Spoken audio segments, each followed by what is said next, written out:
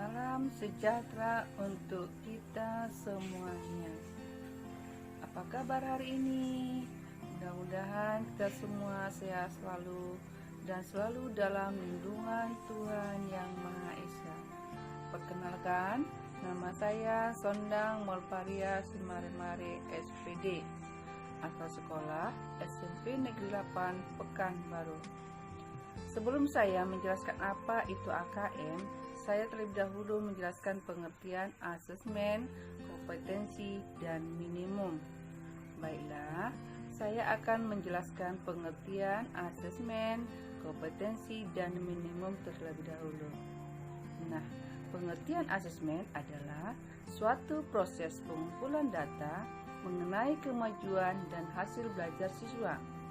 Sedangkan pengertian kompetensi adalah sikap, pengetahuan, dan keterampilan yang ditunjuk secara komprehensif dalam rangka menyelesaikan masalah yang dihadapi. Dan pengertian minimum berarti basic atau dasar standar terendah. Jadi, dapat disimpulkan bahwa pengertian AKM adalah asesmen yang mengukur kemampuan minimal yang dibutuhkan para siswa. Nah, selanjutnya saya akan menjelaskan tujuan AKM. Tujuan utama AKM itu untuk mendorong perbaikan mutu pembelajaran dan hasil belajar peserta didik. Sedangkan tujuan umum AKM itu adalah kompetensi yang benar-benar minimum, di mana melalui AKM itu kita bisa memetakan sekolah-sekolah ke daerah berdasarkan kompetensi minimum yang harus dipersiapkan. Selanjutnya, saya akan menjelaskan apa latar belakang AKM tersebut. Latar belakang adanya AKM tersebut ada 4, yaitu 1. Materi terlalu padat sehingga siswa dan guru cenderung menguji penguasaan konten, bukan kompetensi penalaran. 2. Menjadi beban bagi siswa, guru, dan orang tua karena menjadi indikator keberhasilan siswa sebagai individu. 3. Seharusnya berfungsi untuk pemetaan mutu sistem pendidikan nasional, bukan penilaian siswa. 4. Hanya memiliki nilai aspek kognitif dari hasil belajar, belum menyentuh karakter siswa menyeluruh. Dengan adanya latar belakang tersebut, Kemendikbud Nadiem Makarim membuat arahan kebijakan baru, yaitu 1. Tahun 2020 dilaksanakan untuk terakhir kalinya. 2. Tahun 2021 akan dirubah menjadi AKM dan Super 5 karakter yang di dalamnya ada 1.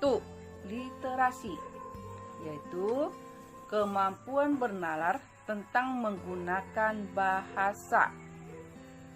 2. Numerasi, yaitu kemampuan bernalar menggunakan matematika. 3.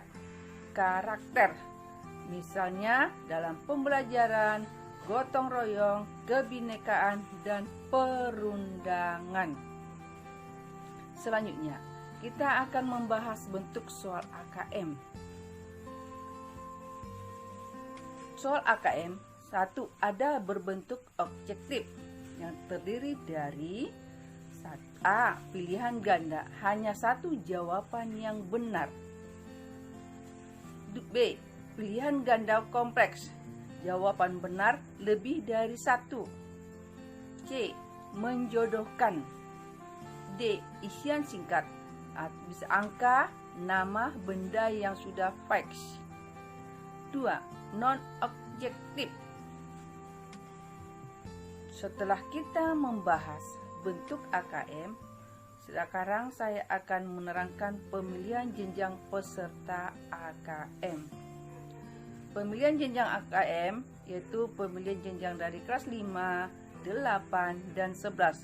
Dimaksud agar murid yang menjadi peserta asesmen nasional dapat merasakan perbaikan pembelajaran ketika mereka masih berada di sekolah tersebut. 2. Selain itu, asesmen nasional juga digunakan untuk memotret dampak dari proses pembelajaran di setiap satuan pendidikan murid kelas 5, 8, dan 11 telah mengalami proses pembelajaran di sekolahnya, sehingga sekolah dapat dikatakan telah berkontribusi pada hasil belajar yang diukur dalam asesmen nasional. Demikianlah yang dapat saya jelaskan mengenai materi AKM. Sekian dan terima kasih. Salam sehat selalu, tetap mematuhi protokol kesehatan, serta ingat pesan Ibu 3M, menjaga jarak, mencuci tangan, memakai masker. Terima kasih.